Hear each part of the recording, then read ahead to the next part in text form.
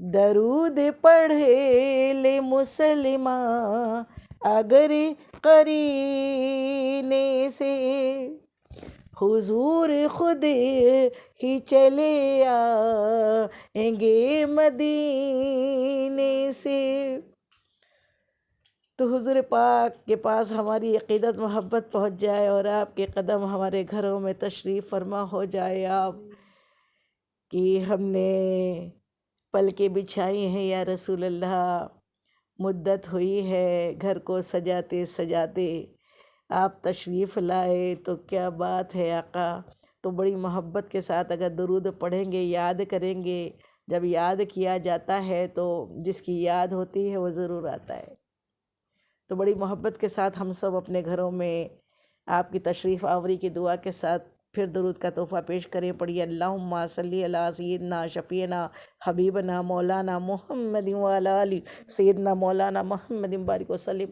صلاۃ والسلام علیک یا رسول اللہ صلی اللہ تعالی علیہ وسلم۔ اور تیسری مرتبہ پھر اس دعا کے ساتھ کہ مجھے در پہ پھر بلانا، مجھے در پہ پھر بلانا مدنی مدینے والے، مجھے در پہ پھر بلانا مدنی مدینے والے، میں عشق بھی پلانا مدنی مدینے والے۔ آقا آ جائے اور ہم گنہگاروں کو اپنے در پر بار بار بلا لے، اس سے بڑی کوئی سعادت، کوئی نعمت نہیں ہے۔ اللہ تعالیٰ سے اس دعا کے ساتھ پھر ہم درود پاک کا تحفہ پیش کریں۔ پڑھیے اللہ رب محمد صلی علیہ وسلم، نحن عباد محمد صلی علیہ وسلم، صلی اللہ تعالی علیہ وسلم۔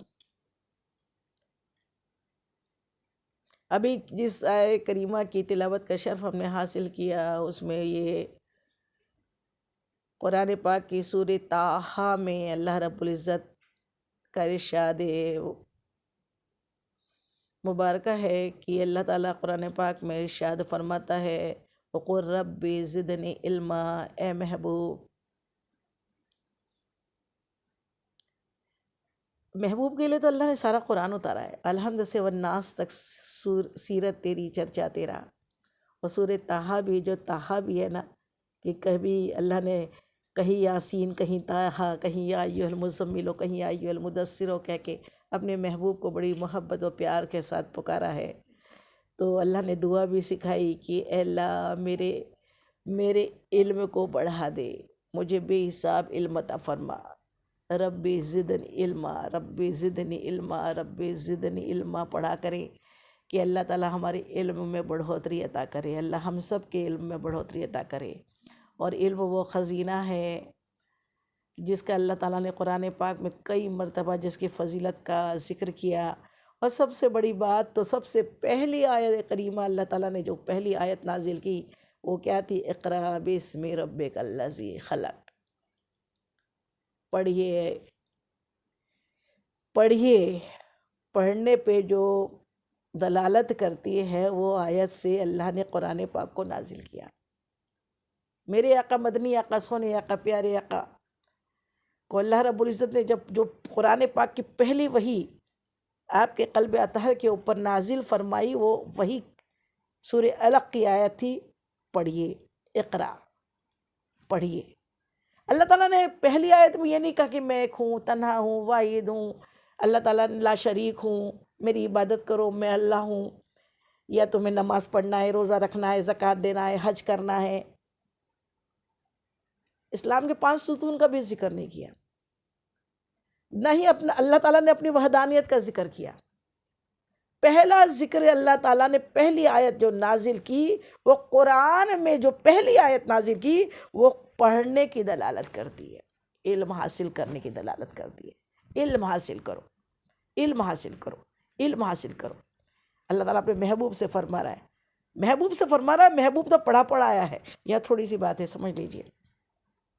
جو لوگ سمجھتے ہیں نا کہ اللہ تعالیٰ نے اپنے محبوب سے کہا کہ پڑھو، اور آپ فرما رہے کہ میں پڑھا لکھا نہیں ہوں، سورہ علق میں آگے کا ترجمہ یہ ہے کہ میں پڑھا لکھا نہیں ہوں۔ وہ تو آپ کی انکساری تھی، اللہ نے آپ کو اتنا علم دیا تھا، کسی نبی کو نہیں دیا۔ کسی ولی اور کسی عام کی تو بات ہی چھوڑو، ساری دنیا کا جو علم ہے نا، جتنے مدارس ہے اور جتنی یونیورسٹیز ہے اور جتنے علم کے جتنے مکتب ہے اور جتنا علم کا جتنا دریا ہے، میرے آقا کے علم کے سامنے ایک ذرہ برابر بھی نہیں ہے۔ اور اللہ تعالیٰ قرآن میں اللہ اپنے حبیب کو ارشاد فرماتا ہے، اے محبوب ہم نے آپ کو پڑھانے کے لیے بھیجا، ہادی برحق بنایا، ہمارا ہادی بنایا، ہمارا پروفیسر لیکچرر بنایا، ہمارا استاد بنایا، ہم کو پڑھانے کے لیے آقا آئے۔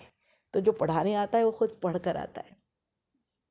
جو پڑھانے آتا ہے نا، ایک پرائمری کا ٹیچر بھی اس کا اپوائنٹمنٹ جب تک اس کی ایلیجیبل نہیں ہوتا نا اس پوسٹ کے لیے، اس کو سروس نہیں ملتی ہے۔ پرائمری پڑھانے کے لیے اس کو کم سے کم 10 12 اور اس کے ساتھ میں DED وغیرہ لگتا ہے۔ تو جو ساری دنیا کو پڑھانے آئے، کیا قرآن اس کے لیے نازل کیا اللہ نے؟ قرآن تو دیا ہے پڑھانے کے لیے کہ میرے بندوں کو پڑھاؤ اے محبوب، اور حکم دیا۔ پہلے کیا ہوتا ہے، آپ کو کہا جائے گا پڑھو تبھی تو آپ سب کو پڑھائیں گے نا، یہ بولنے کی بات ہے۔ اس بات کو اچھی طریقے سے سمجھے بھی اور اسی عقیدے پہ قائم دائم رہے کہ میرے آقا جو ہے نا، کہ آپ کون ہیں؟ آپ تو تمام عالموں کو علم پڑھانے کے لیے آئے، اور آپ سے ہر جاندار بے جان ہر چیز آپ سے بات کرتی، جانور پرندے بھی آپ سے بات کرتے، اور آپ کا علم ایسا، علم کا ایسا وہ دریا، اور اتنے بڑے علم کے دریا ہونے کے باوجود انکساری کیسی؟ انکساری امی لقب پسند ہے، امی لقب۔ تو وہ آقا مدنی آقا سونے آقا پیارے آقا کو اللہ تعالیٰ نے حکم دیا پڑھیے۔ تو پہلی آیت جو آئی نا، اقرا باسم ربک الذی خلق، پڑھیے اپنے اللہ کے حکم سے، تو اپنے خالق کے حکم سے۔ تو خالق کا حکم کیا ہوا؟ سب سے پہلے خالق نے ہمیں قرآن پاک میں کلمہ نہیں بھیجا، قرآن پاک میں اپنی وحدانیت پہلی آیت نہیں نازل کی، الحمد نازل نہیں کی۔ اللہ نے نہ وحدانیت نہ رسالت نازل نہیں کی، سب سے پہلے پہلی آیت نازل کی کہ پڑھو۔ کیا کرو؟ پڑھو۔ اور پڑھنے سے کیا ہوتا ہے؟ جب تک علم نہیں ہوگا اللہ معلوم کہاں سے ہوگا۔ علم کی فضیلت کیا ہے دیکھو، علم کیا ہے دیکھو۔ کسی بزرگ سے کسی نے پوچھا علم ہے کیا؟ انہوں نے سوال کیا پہلے بتاؤ علم کیا ہے؟ کہا حضرت آپ ہی بتا دیجئے، آپ بہتر جانتے ہیں۔ کہا میرے نزدیک علم وہ ہے کہ جس کو لینے کے بعد بندہ عمل کرے بنا رہ نہیں سکتا، جس کو لینے کے بعد بندہ عمل کیے بغیر نہیں رہتا۔ اور اتنی بڑی فضیلت ہے کہ علم جو ہے اللہ تعالیٰ نے پہلی وہی علم پہ نازل کی۔ تو پھر ہمارے آقا مدنی آقا سونے آقا پیارے آقا ارشاد فرماتے ہیں، ہر مومن مرد اور عورت پر علم دین حاصل کرنا فرض ہے۔ کیا ہے؟ فرض۔ اب آقا کی حدیث مبارکہ کیا ہے؟ ہر مومن مرد اور عورت، صرف مردوں کے لیے نہیں ہے، عورتوں کے لیے بھی علم دین حاصل کرنا فرض ہے۔ اور فرض کیسا؟ اتنی بڑی عبادت ہے، جس طریقے سے نماز فرض ہے نا، اسی طریقے سے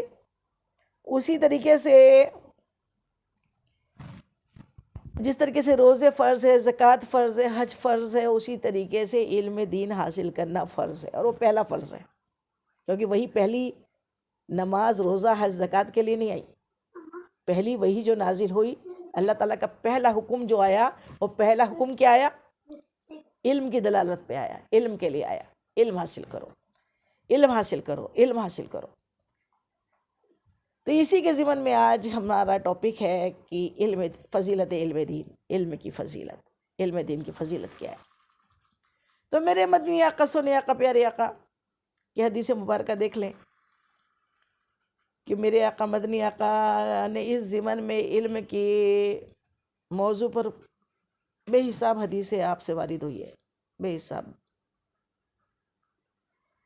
آپ کریمہ کا ارشاد فرماتے ہیں کہ جو کوئی علم کی طلب میں نکلا، علم حاصل کرنے نکلا، صبح کا وقت ایک آیت ایک حدیث سننے سمجھنے کے لیے نکلا، اللہ تعالیٰ اس کے اعمال نامے میں بے حساب نیکیاں لکھ دیتا ہے۔ اور ایک حدیث مبارکہ میں اللہ تعالیٰ ارشاد فرماتا ہے، اللہ تعالیٰ کے حبیب ارشاد فرماتے کہ جو علم کی طلب میں رہتا ہے، فرشتے اس کے، جیسے علم دین سیکھنے کے لیے کوئی گھر سے نکلتا ہے، فرشتے اس کے قدموں کے نیچے اپنے پروں کو بچھاتے ہیں۔ طالب علم کا بہت بڑا مقام ہے، عالم کا تو مقام ہے، طالب علم کا بھی بہت اونچا مقام ہے۔ اللہ زندگی بھر ہم سب کو طالب علم بنائے رکھے۔ طالب علم کا اتنا اونچا مقام ہے کہ میرے آقا، ہم سب کے آقا مدنی آقا مصطفیٰ جان رحمت ارشاد فرماتے ہیں، جو کوئی علم حاصل کرنے کے لیے اس نیت سے، انما الاعمال بالنیت، اس نیت سے گھر سے باہر نکلتا ہے، تو تمام راستہ ہر جاندار اور بے جان چیز اس کی مغفرت کی دعا کرتی ہے، اس کی بخشش کی دعا کرتی ہے اس بندے کی۔ اور پھر کیا ہوتا ہے؟ کتنا بڑا اعزاز ہے، کتنا بڑا اعزاز دیکھو کتنا بڑا طالب علم کا، کہ جس طریقے سے جیسے کوئی بڑا وی آئی پی پرسن اگر کسی شہر میں بلایا جاتا ہے اور اس کے لیے بڑے اسٹیج سجتے ہیں، اور دور دور تک وہ جتنا اونچی پوزیشن کا ہوتا ہے اس کو دور دور تک ریڈ کارپٹ اس کے استقبال میں بچھائے جاتے ہیں، وہ جس جگہ سے آتا ہے کبھی 1 کلومیٹر تک بھی وہ کارپٹ ہوتے ہیں، 2 کلومیٹر تک بھی وہ کارپٹ بچھائے جاتے ہیں کہ کوئی وی آئی پی آ رہا ہے تو اس کے لیے اس کی گاڑی اس پہ سے اسی پہ چلتی ہے، وہ جب چلتا ہے تو اس کے لیے ریڈ کارپٹس بچھائے جاتے ہیں۔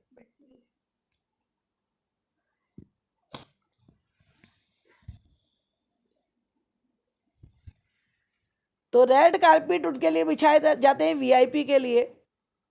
اور یہاں پر کیا ہے؟ ہمارے آقا، یہ دیکھو بند ہو گیا،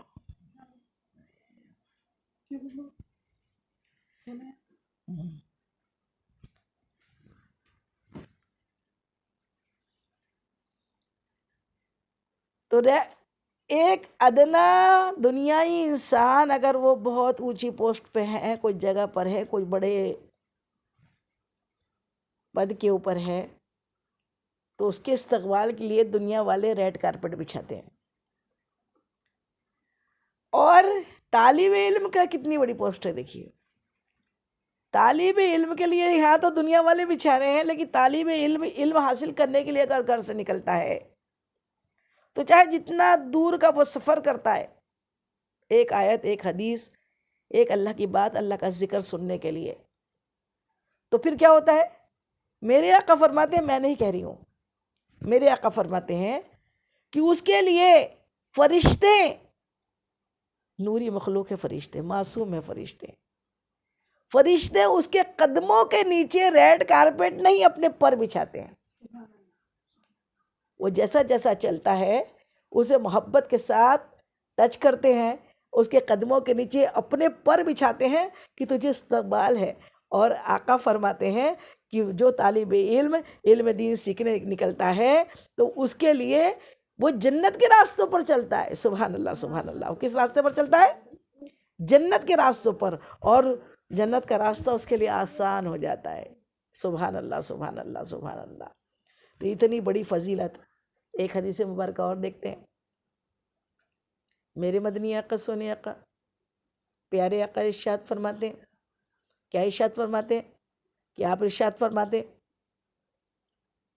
کہ جب کوئی اللہ کا بندہ علم دین حاصل کرنے کے لیے نکلتا ہے، اور جب وہ مجلس میں جا کر بیٹھ جاتا ہے اور علم کی مجلس سجی ہوتی ہے، اللہ کا ذکر اور اللہ کا دین کا علم سکھایا جاتا ہے، دین سکھایا جاتا ہے، علم کی مجلس ہوتی ہے، جیسی یہ مجلس ہے ہماری، الحمدللہ یہ بھی تو نعمت ہے کہ آج گھر سے نکلے بنا ہم ناگپور میں بیٹھے ہیں اور ساری دنیا میں الگ الگ دور دراز سے لوگ علم کی طلب میں اپنے اپنے گھروں میں، آپ سب علم کی طلب میں اپنے موبائلز آن کر کے اس گوگل میٹ پر علم کی طلب میں برابر ٹائم پہ آپ اگر بیٹھے ہیں نیت کر کے کہ ہم علم سیکھنے بیٹھے ہیں، اللہ کے لیے بیٹھے ہیں، اللہ کو راضی کرنے کے لیے بیٹھے ہیں، تو جب وہ جہاں جہاں اپنے اپنے جگہ پہ بیٹھے ہیں تو ہم تو بیٹھے ہیں، لیکن ہمارا ہر کام اللہ کو معلوم ہے ہم کیا کر رہے ہیں، معلوم ہمارا یقین ہے اللہ ہر پل ہر لمحہ ہمیں دیکھتا ہے، اس کا پورا پورا ٹینشن ہم پر ہے، ہم کیا کر رہے ہیں کیا نہیں کر رہے ہیں، کیا سوچ رہے ہیں کیا غلط سوچ رہے ہیں کیا اچھا سوچ رہے ہیں، عبادت کر رہے ہیں، یہ سب اللہ کو معلوم ہے۔ لیکن جب یہ مجلس ختم ہوتی ہے نا، ایسی مجلس ہے جہاں بھی اللہ کا دین کی باتیں سکھائی جاتی ہے، ذکر سکھایا جاتا ہے، اللہ کے رسول کی باتیں ہوتی ہے، تو وہاں پر جتنے لوگ وہاں بیٹھتے ہیں اور پھر اٹھ کے کیا ہوتے ہیں، پھر اس کے بعد کیا ہوگا، سلام ہوگا، دعا ہوں گی، اور ہم اپنے اپنے گھروں میں چلے جائیں گے، یعنی یہ جگہ چھوڑ دیں گے نا بیٹھ جہاں بیٹھے ہیں وہاں۔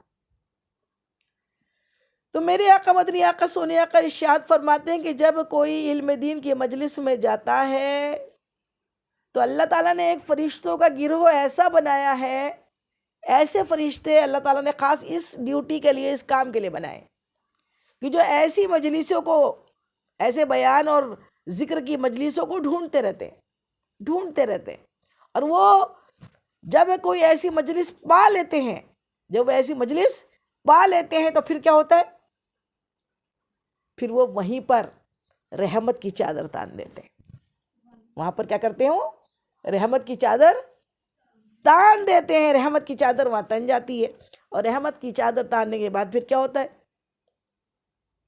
وہ فرشتے بھی وہاں علم کی باتیں سننے بیٹھ جاتے ہیں۔ سبحان اللہ،